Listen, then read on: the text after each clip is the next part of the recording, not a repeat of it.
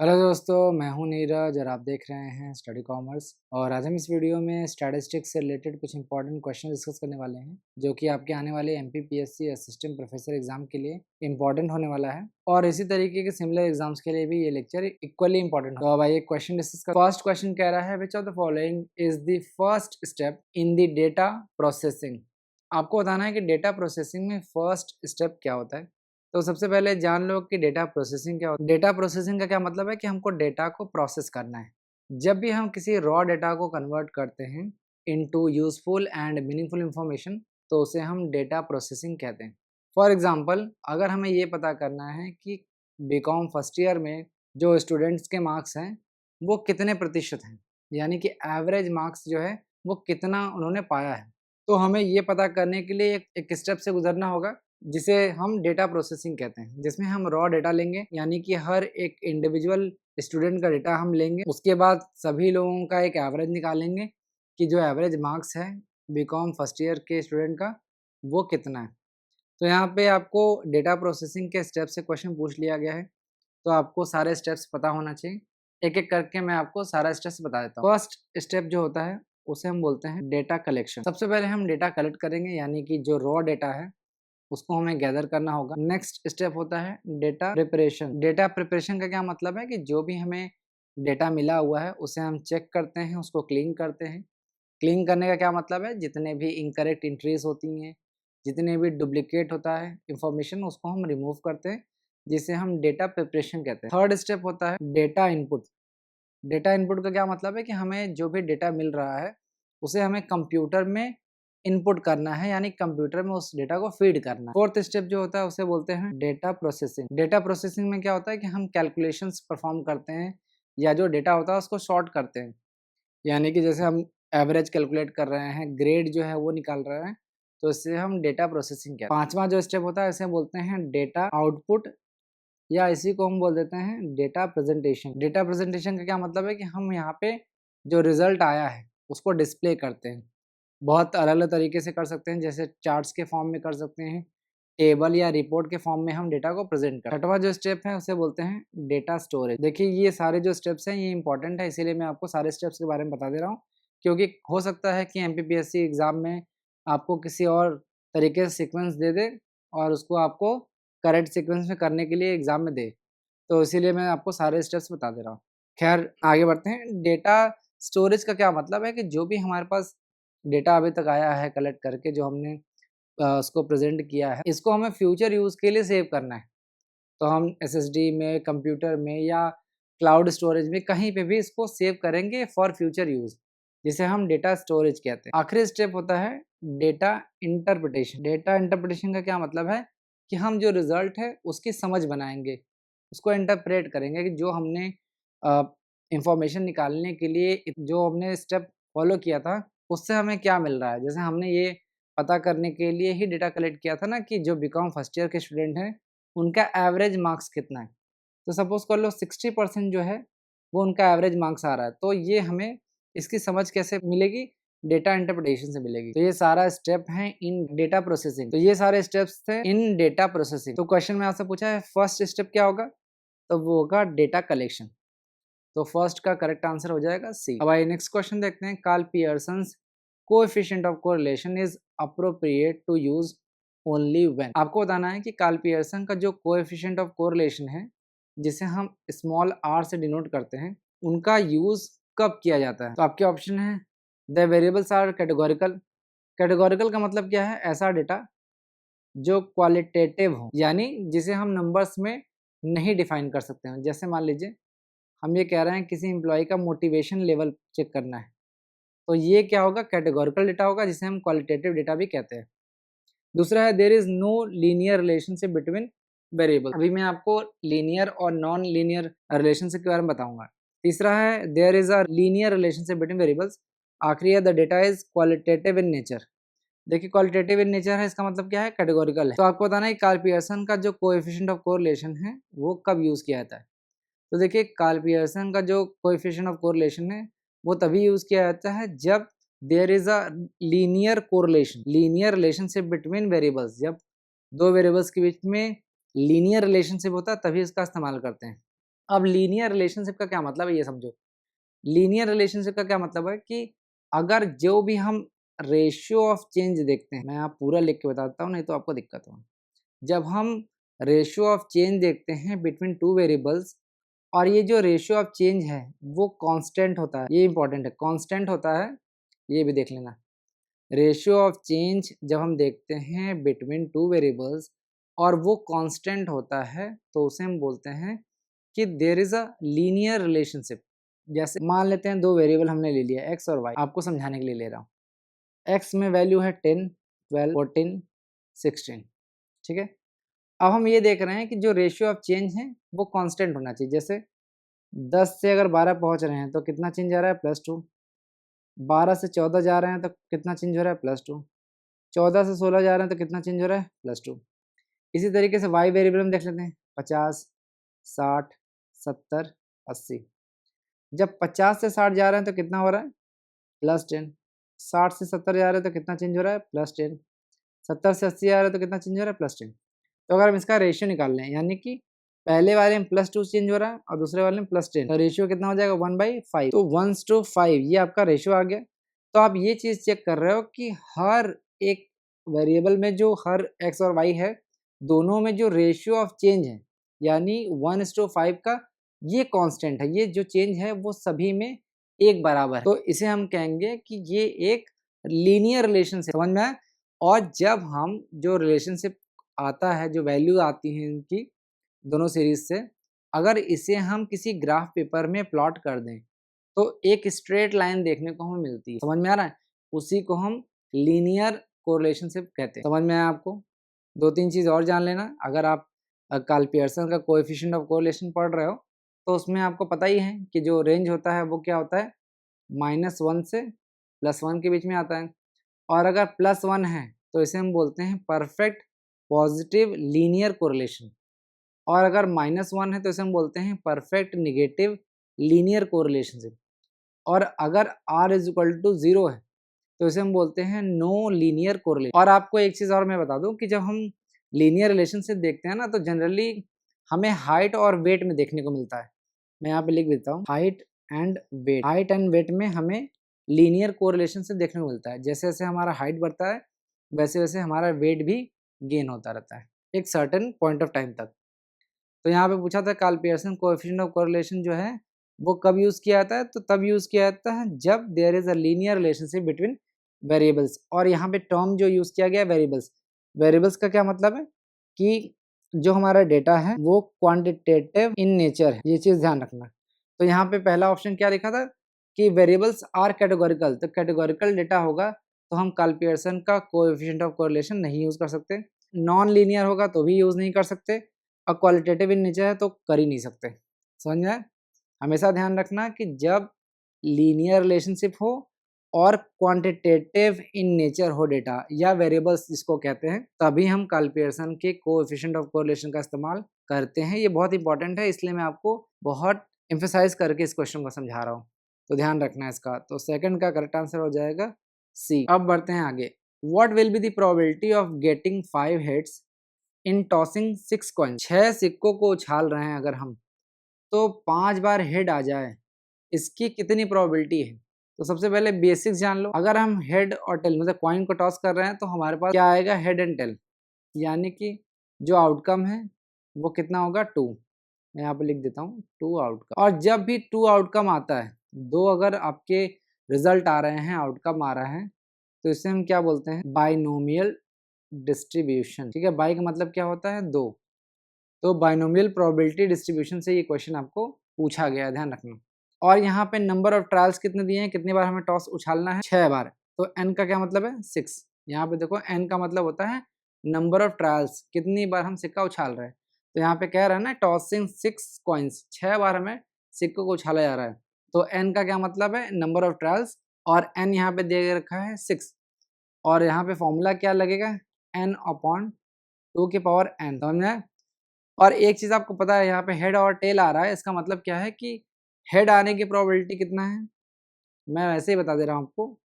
Head आने की जो प्रोबेबिलिटी है वो 1/2 है, और इसी तरीके से टेल की भी है। तो दोनों की प्रोबेबिलिटी 1/2 ही होगी, 50% होगी। ये सिर्फ आपको समझाने के लिए बता रहा हूँ, क्वेश्चन से इसका कोई लेना देना नहीं है। ठीक है, अब समझो क्वेश्चन में हमें कह रहा है कि 5 हमें हेड चाहिए। ठीक है, इसका मतलब क्या है कि हमें ओनली एक टेल मिल रहा है। अगर 5 हेड चाहिए तो एक टेल तो होगा ही ना। और ये जो टेल है वो 6 बार उछाल रहे हैं, तो 6 अलग-अलग पोजीशन में आएगा, डिफरेंट पोजीशन में आएगा। जैसे मान लेते हैं कि पहली बार उछाल रहे हैं तो टेल पहले आ सकता है, बाकी 5 बार जो हेड आ जाएगा। ये देखिए 5 बार हेड आ गया और 1 बार टेल आ गया। इसी तरीके से दूसरे तरीके से भी टेल आ सकता है। ठीक है, यहाँ पे दूसरे नंबर पे आ गया। इसी तरीके से 6 अलग-अलग डिफरेंट पोजीशंस पे टेल आएगा। तो हम यहाँ पे लिखेंगे टोटल आउटकम। टोटल आउटकम कितना आ रहा है? 2 आ रहा है, हेड और टेल। ठीक है, और जो टेल की प्रोबेबिलिटी है वो कितनी है? अलग-अलग पोजीशन पे, डिफरेंट पोजीशन पे, जैसे यहाँ पे मैंने 2 पोजीशन बताया है, इसी तरीके से 6 डिफरेंट पोजीशंस पे आ सकता है। तो यहाँ पे 2 की पावर कितना हो जाएगा? 6। इसको सॉल्व कर लेंगे, कितना हो जाएगा? 64। यहाँ पे मैं करके दिखाता हूँ, 6 बार लिख लेंगे। ठीक है, तो 2 दूनी 4, 4 दूनी 8, 8 दूनी 16, 16 दूनी 32, 32 दूना 64। ठीक है, ये सॉल्व हो गया। अब प्रोबेबिलिटी निकाल लेंगे ये फॉर्मूला से। n क्या है? नंबर ऑफ ट्रायल्स 6 दे रखा है, 2 की पावर n लिख देंगे। यहाँ पे हमने ये सॉल्व किया, यही है। टोटल आउटकम को 2 की पावर n कर देते हैं, ये टोटल आउटकम है। 64 हमने पहले ही निकाल लिया, सॉल्व कर लेंगे, कितना? 3 और 32। तो क्वेश्चन में पूछा था कि what will be the probability of getting 5 heads in tossing 6 coins. अगर 6 सिक्कों को हम उछाल रहे हैं तो 5 हेड आ जाए, इसकी प्रोबेबिलिटी कितनी होगी? तो इसकी प्रोबेबिलिटी होगी 3/32। एक दो बार और देखो तुम्हें समझ में आ जाएगा। ठीक है, तो क्वेश्चन थर्ड का करेक्ट आंसर हो जाएगा सी। अब बढ़ते हैं आगे। नेक्स्ट क्वेश्चन कह रहा है इफ बोथ रिग्रेशन कोएफिशिएंट, यहाँ पे 2 रिग्रेशन कोएफिशिएंट दे रखा है आपको, बी एक्स वाई और B Y X are negative. यहाँ पे कह रहा है कि बी एक्स वाई और बी वाई एक्स जो है वो नेगेटिव है, देन कोएफिशिएंट ऑफ कोरिलेशन, जिसे हम आर से डिनोट करते हैं, वो क्या होगा? तो देखिए बहुत ही सिंपल क्वेश्चन है। आपने कोरिलेशन जब पढ़ा होगा तो मैंने आपको एक फॉर्मूला बताया होगा कि plus minus under root B X Y multiply by B Y X, ये मैंने आपको बताया था। और ये दोनों जो हैं वो 2 रिग्रेशन कोएफिशिएंट को बताते हैं। तो मैंने आपको बताया था कि अगर कोएफिशिएंट की जो वैल्यू है वो पॉजिटिव है तो दोनों जो रिग्रेशन कोएफिशिएंट हैं वो भी पॉजिटिव होंगे। अगर कोरिलेशन की वैल्यू माइनस है तो बाकी जो 2 रिग्रेशन कोएफिशिएंट हैं वो भी माइनस होंगे। यानी कि regression coefficient and correlation always carry the same sign. दोनों का जो चिन्ह है वो बराबर होगा, यानी कि रिग्रेशन कोएफिशिएंट का साइन और कोरिलेशन का जो साइन है, दोनों का साइन जो है वो सेम होता है। ठीक है, तो यहाँ पे कह रहा है कि रिग्रेशन कोएफिशिएंट का जो साइन है वो नेगेटिव है, तो इसका मतलब है कि कोरिलेशन का जो साइन होगा वो भी नेगेटिव होगा। तो करेक्ट आंसर क्या हो जाएगा? डी। देखो ये सारे जो क्वेश्चंस यहाँ पे एमपीपीएससी में पूछे गए हैं ना, वो सारे अंडरस्टैंडिंग बेस्ड हैं। आप इसको रट के सॉल्व नहीं कर सकते हो। इसलिए मैंने जितने भी स्टैट्स के लेक्चर लिए हैं, जितने भी मैंने मार्केटिंग के लेक्चर लिए हैं, जितने भी मैंने फिनांस, अकाउंटिंग या जितने भी, ऑडिटिंग तो शायद नहीं है एमपीपीएससी में, जितने भी बाकी टॉपिक्स हैं उनको डिटेल में पढ़ो। अगर आप नहीं पढ़ोगे तो क्वेश्चन को सॉल्व नहीं कर पाओगे, क्योंकि मैंने देखा है ज़्यादातर जो क्वेश्चंस हैं वो एनालिटिकल नेचर के, फैक्चुअल नहीं है। तो इस पे ध्यान रखो। फिलहाल फोर्थ का करेक्ट आंसर हो जाएगा बी। बढ़ते हैं आगे। नेक्स्ट क्वेश्चन कह रहा है in how many ways can the letter the word statistics be written. आपको कहा जा रहा है कि एक जो वर्ड है स्टैटिस्टिक्स, सांख्यिकी, उसको कितने तरीके से लिखा जा सकता है। तो ये परम्यूटेशंस ऑफ मल्टीसेट का क्वेश्चन है, तो आपको बताना होगा कि कितने तरीके से लिखा जा सकता है। फॉर्मूला मैं आपको बता देता हूँ। फॉर्मूला है N factorial, P factorial, Q factorial और आर फैक्टोरल। एन का मतलब क्या है? मैं यहाँ पे लिख देता हूँ टोटल नंबर ऑफ लेटर। ठीक है, और P factorial P Q R लिख देता हूँ बस, फैक्टोरल की जरूरत नहीं है। पी क्यू आर का क्या मतलब है? Frequency of repeated letters. ठीक है, तो सबसे पहले जो वर्ड आपको दिया गया है, जैसे स्टैटिस्टिक्स दिया गया है, तो पहले एन काउंट कर लोगे, टोटल नंबर ऑफ लेटर कौन कौन से हैं। तो देखो 1 2 3 4 5 6 7 8 9 10, तो एन कितना आ गया हमारे पास? 10। तो 10 का फैक्टोरियल हो गया। अब हमें रिपीटेड अल्फ़ाबेट देखने हैं। जैसे एस देखो, ये 1 बार है, 2 बार है, 3 बार है। ठीक है, तो यहाँ पे लिख लेंगे कि एस जो है वो 3 टाइम्स है। इसी तरीके से टी देख लेते हैं, 1 2 3। ठीक है, टी जो है वो 3 बार है। इसी तरीके से बाकी देख लेंगे। ए जो है 1 बार, आई जो है वो 2 बार दिया गया, सी जो है 1 बार दिया गया। ठीक है, अब फॉर्मूला हम पुट कर लेते हैं। पहला क्या दिया है? 3, s जो है 3 बार है तो 3 का फैक्टोरियल हो जाएगा। फिर t जो है वो 3 बार दिया है तो 3 का फैक्टोरियल हो जाएगा। यहाँ पे देखना बीच में मल्टीप्लाई है, ठीक है। ये बताने की ज़रूरत तो नहीं थी बट फिर भी मैं बता दे रहा हूँ। और i देखो 2 बार दिया गया है यानी 2 का फैक्टोरियल, समझ में आया? अब इसको सॉल्व कर लेते हैं आसानी से। 10 का फैक्टोरियल क्या करेंगे, सॉल्व करेंगे तो क्या होगा 10, 9, 8, 7, 6, 5, 4, 3, 2, ठीक है। इसी तरीके 3 का फैक्टोरियल करेंगे तो क्या होगा 3, 2, 1, फिर 3 करेंगे तो 3, 2, 1, 2 का करेंगे तो ऐसे हो जाएगा, ठीक। अब इसको सॉल्व कर लेते हैं। तो 3 दूना 6, 6 तिरिक 18, 18 दूनी 36, 36 दूना 72, तो नीचे कितना हो जाएगा 72। इसी तरीके से ऊपर कर लेंगे, सॉल्व कर लेंगे तो कितना हो जाएगा 36,28,800। क्योंकि मेरे पास यहाँ स्पेस नहीं है तो मैं ये नहीं कर पा रहा हूँ, बट आप खुद से कर लेना। और इसको डिवाइड कर देंगे तो कितना हो जाएगा 50,400। जनरली मैं डायरेक्ट आंसर आपको नहीं बताता हूँ, मैं खुद से सॉल्व करता हूँ, लेकिन जब तक मैं इंटरैक्टिव पैनल पे आपको नहीं पढ़ाता हूँ तब तक मैं आपको अच्छी तरीके से एक्सप्लेन नहीं कर पाऊँगा, तो उसके लिए सॉरी, बट आप खुद से कर सकते हो। तो जो क्वेश्चन पूछा था कि जो स्टैटिस्टिक्स वर्ड है इसको आप 50,400 तरीके से लिख सकते हो, ठीक है। तो क्वेश्चन 5 का करेक्ट आंसर हो जाएगा डी 50,400। अब बढ़ते हैं व्हेन द पॉपुलेशन, या जिसे हम यूनिवर्स भी कहते हैं, इज इनफाइनाइट।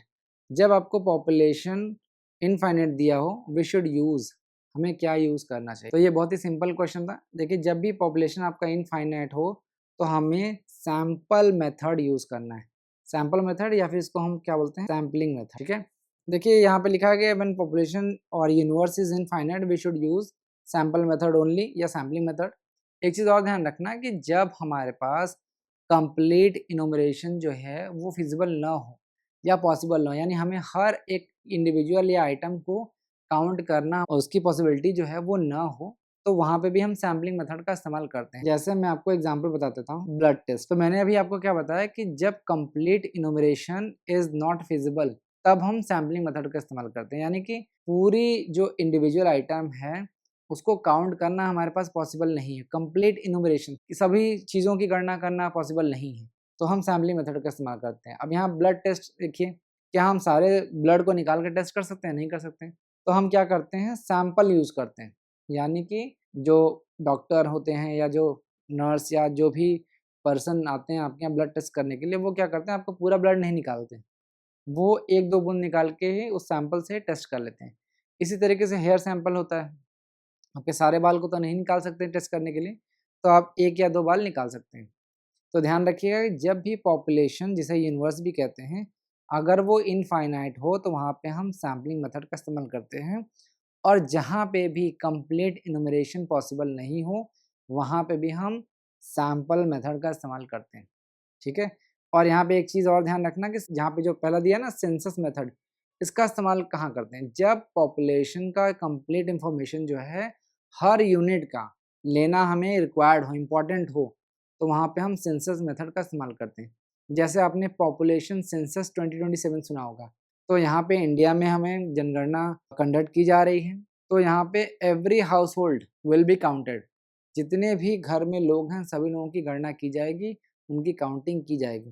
तो वहाँ पे हम सेंसस मेथड का इस्तेमाल करते हैं, और सेंसस मेथड को ही हम कंप्लीट इनुमरेशन कहते हैं। यहाँ ध्यान रखिएगा कि कंप्लीट इनुमरेशन मेथड ये इसका एक दूसरा नाम है। सेंसस मेथड का ही दूसरा नाम कंप्लीट इनुमरेशन मेथड। फिलहाल यहाँ पे पूछा था कि पॉपुलेशन अगर इनफाइनाइट है तो हम क्या यूज़ करेंगे, तो हम सैंपल यूज़ करेंगे, सैंपल मेथड। तो 6 का करेक्ट आंसर हो जाएगा बी। अब आइए नेक्स्ट क्वेश्चन देखते हैं। The last stage in the statistical investigation process is. आपको बताना है कि जो स्टैटिस्टिकल इन्वेस्टिगेशन प्रोसेस होता है उसका लास्ट स्टेज क्या होता है। अभी मैंने आपको बताया है कि कलेक्शन ऑफ डेटा फर्स्ट होता है, जहाँ पे हम डेटा कलेक्ट करते हैं। उसके बाद क्लासिफिकेशन ऑफ डेटा होता है, जहाँ पे हम डेटा को क्लासिफाई करते हैं। एक एग्जांपल से मैं आपको समझाने की कोशिश करता हूँ। जैसे सपोज कर लो कि हमें ये पता करना है कि एवरेज मार्क्स जो है बीकॉम के सेकेंड सेमेस्टर के जो स्टूडेंट हैं उनका कितना मार्क्स आया है। तो हम सबसे पहले डेटा कलेक्ट करेंगे, यानी सपोज कर लो कि अगर 100 स्टूडेंट है तो 100 स्टूडेंट्स के जो मार्क्स हैं उसको कलेक्ट करेंगे हम। उसके बाद जो डेटा कलेक्ट किया गया उसको क्लासीफाई करेंगे। जैसे 0 से 20 कितने लोग पाए, 20 से 40 नंबर कितना पाया गया है, 40 से 60 के बीच में कितने लोग पाए, ये अलग अलग तरीके से क्लासिफिकेशन करेंगे। उसके बाद टैबुलेशन और प्रेजेंटेशन हम करते हैं, यानी डेटा को ग्रुप में अरेंज करते हैं उनके फ्रिक्वेंसी के बेसिस पे। उसके बाद हम डेटा को एनालाइज करते हैं, एनालाइज करेंगे यानी कि हमें उसका मीन, मीडियन और मोड निकालना है तो वो निकाल सकते हैं, उससे एनालाइज कर सकते हैं। उसके बाद हम क्या करते हैं कि जो डेटा होता है उसका इंटरप्रिटेशन और रिपोर्ट लिखना, ये आपका होता है। हमने आखिरी में बताना होता है कि कितना प्रतिशत नंबर उन्होंने पाया है। तो ये मैं एक एग्जांपल से बता रहा हूँ, आप कोई और भी एग्जांपल ले सकते हो। तो फिलहाल यहाँ पर सिंपल क्वेश्चन पूछा था कि लास्ट स्टेज जो है वो स्टैटिस्टिकल इन्वेस्टिगेशन प्रोसेस का क्या होता है, तो वो इंटरप्रिटेशन ही होता है। आप आखिर जो डेटा कलेक्ट किए हो, जो एनालाइज किए हो, उसको समझोगे तो उसकी अंडरस्टैंडिंग तो रखोगे, तो उसी को इंटरप्रेट करना, बताना और रिपोर्ट में लिखना ही interpretation and writing of report होता है, और यही स्टैटिस्टिकल इन्वेस्टिगेशन प्रोसेस का लास्ट स्टेप होता है। तो 7th का करेक्ट आंसर हो जाएगा सी। अब आइए नेक्स्ट क्वेश्चन देखते हैं। In what situation does equality of central tendency measures like mean, median and mode exist in normal distribution? आपसे क्वेश्चन में कह रहा है कि एक नॉर्मल डिस्ट्रीब्यूशन है, सपोज कर लो ये नॉर्मल डिस्ट्रीब्यूशन। आपको कह रहा है कि नॉर्मल डिस्ट्रीब्यूशन में जो मीन, मीडियन, मोड है वो कहाँ एग्जिस्ट करती है। तो आपको पता है कि नॉर्मल डिस्ट्रीब्यूशन, जिसको हम एक और नाम से जानते हैं, इसको बोलते हैं सिमेट्रिकल डिस्ट्रीब्यूशन। इसमें क्या होता है कि बीच से एक इक्वल लाइन होती है और इस पॉइंट पे मीन, मीडियन और मोड जो है बराबर होती है। यानी अगर मीन 10 है तो मीडियन भी 10 होगा और मोड भी 10 होगा। ये आपको पहले ही मैंने पढ़ाया हुआ है। तो क्वेश्चन पूछा था कि अगर नॉर्मल डिस्ट्रीब्यूशन अगर है तो वहाँ पे मीन, मीडियन, मोड कहाँ पे एग्जिस्ट करेंगे, तो वो सेंटर पे एग्जिस्ट करेंगे। यानी कि मीन, मीडियन, मोड जो है वो तीनों बराबर होगा। समझ में आया आपको? तो सिंपल है, मीन, मीडियन, मोड बराबर कर दो, तो 8th का करेक्ट आंसर हो जाएगा डी। देखो सारे क्वेश्चन जो हैं वो अंडरस्टैंडिंग बेस्ड है, तो मैं आपको एक अंडरस्टैंडिंग चेक करने के लिए आपको दूंगा। जैसे मान लो कि ये डिस्ट्रीब्यूशन है, ठीक है, ये राइट टेल डिस्ट्रीब्यूशन, जिसको हम पॉजिटिवली स्क्यूड डिस्ट्रीब्यूशन भी कहते हैं। आपको बताना है कि यहाँ पे मीन, मीडियन, मोड जो तीनों होता है, आप ये बताओ कि यहाँ पे मीन किस साइड है। मीन किस साइड है आपके, राइट साइड है, लेफ्ट साइड है या सेंटर में? अगर आपको इस क्वेश्चन का आंसर नहीं पता है तो आप मेरे जो मीन, मीडियन, मोड का जो रिलेशनशिप मैंने पढ़ाया है वो आप ज़रूर देखो। आप आई बटन पे क्लिक करके देख सकते हो या डिस्क्रिप्शन में भी आपको उसका लिंक मिल जाएगा, वहाँ से आप जाके देख सकते हो, तो ज़रूर देखना। फिलहाल 8th का करेक्ट आंसर हो जाएगा डी। अब आइए नेक्स्ट क्वेश्चन देखते हैं। The probability that we reject the correct null hypothesis which should be accepted is 5%. This will be called, आपको बताना है कि the probability that we reject null hypothesis is 5। आपने एक नल हाइपोथेसिस को रिजेक्ट कर दिया है 5% पे, आपको बताना है कि इसको हम क्या बोलें। देखिए इसको समझने से पहले आपको एक डायग्राम समझना होगा, बिना उसके ये समझना बहुत मुश्किल है। इसी तरीके से रफली मैं आपको बता दें, सबसे ऊपर जो होता है वो होता है डिसीजन टेकन, ठीक है, कि आपने डिसीजन कौन सा लिया है। डिसीजन क्या है, नल हाइपोथेसिस रिजेक्टेड, और यह हो सकता है fail to reject null hypothesis. और यहाँ पे क्या होता है, एक्चुअल सिचुएशन, एन है ये, एक्चुअल सिचुएशन। तो एक्चुअल सिचुएशन क्या हो सकता है, नल हाइपोथेसिस फॉल्स हो सकता है या फिर नल हाइपोथेसिस ट्रू हो सकता है, ठीक है। अब यहाँ पे रिजेक्शन की बात आई तो ये टाइप 1 एरर से रिलेटेड है, तो टाइप 1 एरर यहाँ होता है, टाइप 1 एरर। टाइप 1 एरर क्या होता है, rejecting a null hypothesis when it is true. एक बार फिर से सुनो, rejecting a null hypothesis when it is true, it is called type 1 error. और टाइप 1 एरर को हम क्या बोलते हैं, अल्फा, और इसे ही हम बोलते हैं लेवल ऑफ सिग्निफिकेंस, समझ में? और यहाँ पे आपको बोला है कि टाइप 1 एरर दिया है, 5% दिया है, तो इसको हम क्या बोलेंगे? तो देखो इसे ही हम बोलेंगे टाइप 1 एरर। मैं यहाँ पे बता भी दे रहा हूँ कि कितने तरीके हो सकता है। टाइप 1 एरर 1% हो सकता है, 5% हो सकता है या 10% हो सकता है। तो यहाँ पे 5% दिया है, तो टाइप 1 एरर जो है वो 5% है, तो इसे 5% लेवल ऑफ सिग्निफिकेंस भी कह सकते हैं। समझ में? If null hypothesis is 5% then this will be called 5% significance level. तो करेक्ट आंसर हो जाएगा ए, 5% सिग्निफिकेंट लेवल। एक चीज ध्यान रखना, नल हाइपोथेसिस आपका 5% दिया है तो इसे हम 5% सिग्निफिकेंस लेवल कह सकते हैं, क्योंकि level of significance he type 1 error या अल्फा को ही कहते हैं। ये चीज मैंने आपको डिटेल में पढ़ाई। बाकी मैं आपको एक और चीज बता देता हूँ ताकि आपको रिकॉल हो सके। टाइप 2 एरर यहाँ होता है। टाइप 2 एरर क्या होता है, when you fail to reject null hypothesis When it is false, when you fail to reject null hypothesis, when it is false, it is called type 2 error. और type 2 error को हम क्या बोलते हैं? Beta. और इसको क्या बोलते हैं? जब डिसीजन हम करेक्ट लेते हैं तो उसको हम क्या बोलते हैं? Level of confidence. ये भी बता दो क्योंकि ये इंपॉर्टेंट, लेवल ऑफ कॉन्फिडेंस। अगर आपका टाइप 1 एरर या अल्फा जो है 1% है तो लेवल ऑफ कॉन्फिडेंस कितना होगा? 99। और 5% अगर एरर है तो 95% कॉन्फिडेंस होगा। 10% एरर है तो 90% आपका कॉन्फिडेंस। इन्वर्स होता है, ये चीज ध्यान रखना। फिलहाल 9th का करेक्ट आंसर हो जाएगा ए। बढ़ते हैं आगे। X is a continuous random variable which is normally distributed with 485 as mean and 23 as the standard deviation। देखिए आपको कुछ चीज़ें दे दी गई हैं, जैसे यहाँ पे दी गई हैं म्यू। म्यू की वैल्यू दे रखी है 485, ठीक है, और आपको स्टैंडर्ड डेविएशन दे रखा है 23। ये आपको क्वेश्चन में दिया गया है।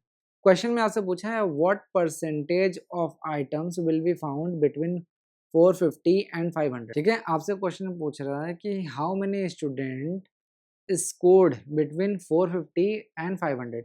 आपको बताना है कि कितने प्रतिशत जो बच्चे हैं उन्होंने 450 से लेके 500 के बीच में नंबर प्राप्त किए। आपको क्वेश्चन में पूछ रहा है कि कितने प्रतिशत या कितने स्टूडेंट हैं या कितने प्रतिशत, क्योंकि यहाँ आंसर जो है परसेंटेज में दिया गया है, तो आप ये कह सकते हैं कितने प्रतिशत स्टूडेंट जो हैं वो 450 से लेके 500 के बीच में नंबर प्राप्त किए हैं। ठीक है, ये आपको क्वेश्चन में पूछ रहा है। और आपको जेड स्कोर निकाल के दे रखा है। जैसे मैं आपको जेड स्कोर का फॉर्मूला बता देता हूँ, होता है mean minus mu upon standard deviation. ठीक है, तो यहाँ पे दो दे रखा है, 450 और 500 के बीच में हमें देखना है। तो सबसे पहले 450 के लिए देख लेते हैं। मीन कितना है आपको पहले दे रखा है 450, इसी के लिए चेक कर रहे हैं। म्यू आपको दे रखा है 485, यहाँ पे देख लीजिए दिया हुआ है। स्टैंडर्ड डेविएशन 23 दे रखा है, तो कितना हो जाएगा -35 अपॉन 23। इसको सॉल्व करेंगे तो डिवाइड करके कितना हो जाएगा -1.52। यहाँ पे देखिए -1.52 दिया हुआ है पहले से ही, ठीक है, माइनस हटा दिया है, लेकिन यही। उसी तरीके से 500 का भी निकाल लेंगे जेड स्कोर, तो 500 माइनस 485 फॉर्मूला में पुट कर लेना आप, 23 कर लेंगे, कितना हो जाएगा 15/23 हो जाएगा। सॉल्व करेंगे तो कितना हो जाएगा 0.65 ये आ जाएगा। ये ऑलरेडी आपको कैलकुलेट करके दिया हुआ है, ठीक है। तो जेड स्कोर की जो वैल्यू है ना वो आपको ऑलरेडी दिया हुआ है। वैल्यू कुछ दिया गया है 1.52 का दिया गया है, 0.4357 और जो 65 का है वो दिया गया है जेड टेबल से, ठीक है। तो हम दोनों नोट कर लेंगे। ये देखो 450 के लिए जो वैल्यू दी गई है वो क्या है 4.4357 और 500 के लिए दी गई है 0.2422। ये आप भूल जाओ, इसको सिर्फ इतना याद रखो, ये इंपॉर्टेंट है बस। इसको सॉल्व कर लो, जोड़ दो, जोड़ देने तो कितना हुआ 7 2 9 5 2 7 4 3 7 4 2, ठीक है, 0.6779। 100 से मल्टीप्लाई कर देंगे तो कितना हो जाएगा 67.79। ये आपका आंसर आ जाएगा। यानी सिर्फ आपको ये दोनों जोड़ना था, जेड की जो टेबल है उससे जो वैल्यू दी गई है उसी को आपको जोड़ के बताना था।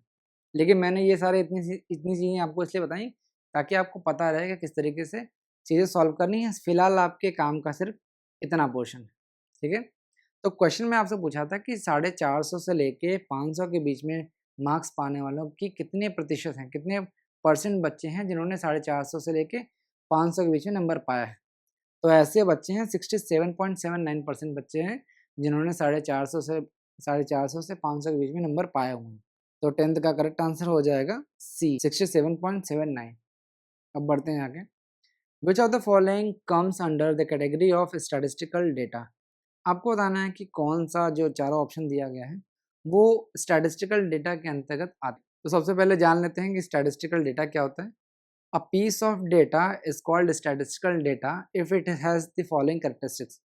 अगर जो स्टैटिस्टिकल डेटा है उनमें कुछ ऐसी विशेषताएं पाई गई हैं जो मैं अभी आपको बताने वाला हूँ, तो उसे हम स्टैटिस्टिकल डेटा कहेंगे। जैसे it should B collection of facts not a single fact. जो स्टैटिस्टिकल डेटा होता है उसकी ये विशेषता होती है कि उनमें हमेशा कलेक्शन ऑफ फैक्ट्स होते हैं। किसी एक व्यक्ति का जानकारी वहाँ पर नहीं होता बल्कि एक से अधिक लोगों के बारे में जानकारी होती है, तो इसे हम स्टैटिस्टिकल डेटा कहते हैं। दूसरी विशेषता ये है कि it should B numerically expressed. अगर कोई भी डेटा अगर न्यूमेरिकली हम एक्सप्रेस नहीं कर पा रहे हैं तो उसे हम स्टैटिस्टिकल डेटा नहीं कहेंगे। तीसरा होता है it should be capable of analyse. अगर उसे हम एनालाइज नहीं कर पा रहे हैं तो वो स्टैटिस्टिकल डेटा नहीं होगा। नेक्स्ट होता है it should be collect to answer some specific question. अगर किसी स्पेसिफिक क्वेश्चन के आंसर को बताने के लिए अगर हम कलेक्ट नहीं कर रहे हैं डेटा, तो वो स्टैटिस्टिकल डेटा नहीं होगा। इसी तरीके से it should be prepare in a organise manner या collected in a organise manner. अगर हम एक ऑर्गेनाइज मैनर में सिस्टमेटिक तरीके से हम डेटा कलेक्ट नहीं कर रहे हैं, तो वो भी स्टैटिस्टिकल डेटा नहीं होगा। तो ये सारे आपने फीचर्स पढ़ लिए हैं, फीचर या कैरेक्टरिस्टिक्स। अब सारे ऑप्शंस को एक बार इवेल्युएट कर लेते हैं। पहला दिया है the height of Ashok is 1.5 meters and he is studying class 10th। अब देखो यहाँ पे एक सिंगल पर्सन के बारे में बात हो रही है, यानी सिंगल फैक्ट है, तो ये स्टैटिस्टिकल डेटा नहीं कहा जाएगा, क्योंकि यहाँ पे सिर्फ अशोक के बारे में बात हो रही है, न कि बहुत सारे लोगों के बारे में। नेक्स्ट है Vinod is more intelligent then Ajay. अब देखो यहाँ पे एक से अधिक लोगों के बारे में बात तो हो रही है, लेकिन इसे हम न्यूमेरिकली एक्सप्रेस नहीं कर सकते, तो ये भी स्टैटिस्टिकल डेटा नहीं होगा। नेक्स्ट है Ashok scored 70% marks in statistics whereas Ramesh scored 80% and Ganesh 75%। अब यहाँ पे स्टैटिस्टिक्स में अलग अलग लोगों का परसेंटेज दे रखा है, जैसे अशोक ने 70% नंबर लेके आया है स्टैट्स में, और रमेश ने 80% और गणेश ने 75%। तो इसे हम स्टैटिस्टिकल डेटा के कैटेगरी में रख सकते हैं, क्योंकि ये जो भी कैरेक्टरिस्टिक्स हैं स्टैटिस्टिक्स डेटा के, उसको वो फुलफिल करता है। तो 11th का करेक्ट आंसर हो जाएगा सी। अब बढ़ते हैं आगे। Which of the following is not a unit of statistical analysis and interpretation. आपको बताना है कि दिए गए ऑप्शन में से कौन सा स्टैटिस्टिकल एनालिसिस और इंटरप्रिटेशन का यूनिट नहीं। सारे चीज़ों को एक एक करके इवेल्युएट कर लेते हैं। पहला है कोएफिशिएंट। को का मतलब क्या होता है? साथ में। तो मान लो यहाँ पे 2 कर लेते हैं, यानी कि जैसे कोएफिशिएंट आप निकालते हैं ना, तो आप देखो कि पैरेलली 2 चीज़ें होती हैं, 2 चीज़ों के बीच में हम कंपेयर कर लेते हैं। तो कोएफिशिएंट जो होता है वो स्टैटिस्टिकल मेजर है, जिसका इस्तेमाल हम जो भी वेरिएबल्स होते हैं उनको एनालाइज करने में, उनके रिलेशनशिप को एनालाइज करने में हम करते हैं। जैसे आपने पढ़ा होगा ना coefficient of correlation, coefficient of variation. मैं यहाँ पे लिख देता हूँ ताकि आपको अच्छे तरीके से रिकॉल हो सके। कोएफिशिएंट ऑफ कोरिलेशन ये आपने पढ़ा है। इसी तरीके कोएफिशिएंट ऑफ वेरिएशन, तो ये तो यूनिट ऑफ स्टैटिस्टिकल एनालिसिस और इंटरप्रिटेशन है। नेक्स्ट है रेट्स। तो रेट्स भी होता है, जैसे आपने पढ़ा होगा ना बर्थ रेट, इसी तरीके से डेथ रेट, इसी तरीके से आपने लिटरेसी रेट पढ़ा होगा। तो रेट्स जो होते हैं वो स्टैटिस्टिकल मेजर होते हैं, जिसका इस्तेमाल हम जो भी होने वाले इवेंट्स हैं उनको कंपेयर करने में किया जाता है। जैसे अलग अलग स्टेट का बर्थ रेट हम कंपेयर कर सकते हैं इस तरीके से। नेक्स्ट है रेशियोज। तो ये भी एक स्टैटिस्टिकल टूल है, जिसका इस्तेमाल हम क्वांटिटेटिव्स को कंपेयर करने में करते हैं। जैसे आपने सेक्स रेशियो देखा हुआ है, इसी तरीके से डिपेंडेंसी रेशियो है। कहने का मतलब क्या है कि जो रेशियोज हैं वो भी एक स्टैटिस्टिकल टूल है, जिनका इस्तेमाल हम क्वांटिटेटिव्स को कंपेयर करने में करते हैं। आखिरी है कंक्लूजन्स। तो कंक्लूजन जो है कोई भी यूनिट ऑफ स्टैटिस्टिकल एनालिसिस और इंटरप्रिटेशन नहीं है, बल्कि ये एक फाइनल इंफरेंस कह सकते हैं, या फिर फाइनल डिसीजन जो ड्रॉ किया जाता है उसे हम कहते हैं कंक्लूजन। तो ये यूनिट ऑफ स्टैटिस्टिकल एनालिसिस और इंटरप्रिटेशन नहीं है। तो 12th का करेक्ट आंसर हो जाएगा डी। अब बढ़ते हैं आगे। विच कोडिंग मेथड्स। आपको कुछ कोडिंग मेथड दिया गया है और क्वेश्चन में आपसे पूछ रहा है कि विच कोडिंग मेथड यूज अल्फाबेट्स और abbreviations to codify information making it easier to remember and identify। आपको कुछ कोडिंग मेथड दिया गया है, जैसे sequential codes, random codes, mnemonic codes और ब्लॉक कोड्स।